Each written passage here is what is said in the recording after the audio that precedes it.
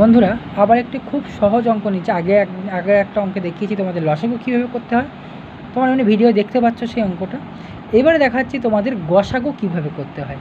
এই যে 0.4, 0.44, 0.444 এইগুলো আছে, তাহলে আমি তুমি এগুলোকে গসাগু করতে কী করবে, তুমি 4/10 লিখছো, তারপরে 44/100 লিখছো, তারপরে কি 444/1000 লিখছো। তাহলে এই সংখ্যার গসাগু তুমি কী করবে, মানে যখন গসাগু উল্লেখ করবে তাহলে ওপরের লবগুলোর গসাগু, হরগুলোর লসাগু।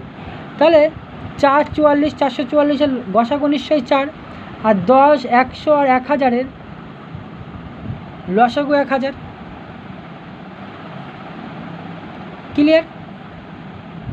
তাহলে এক্ষেত্রে তোমার ফাংশান কি দাঁড়াচ্ছে, 4/0.004 গসাগু দাঁড়াচ্ছে 0.004।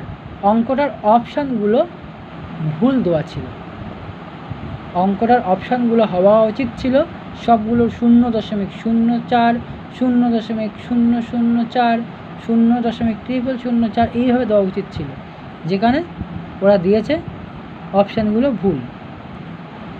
এখানে তোমার অ্যান্সার হচ্ছে 0.004। আশা করি বন্ধুরা বুঝতে পেরেছ।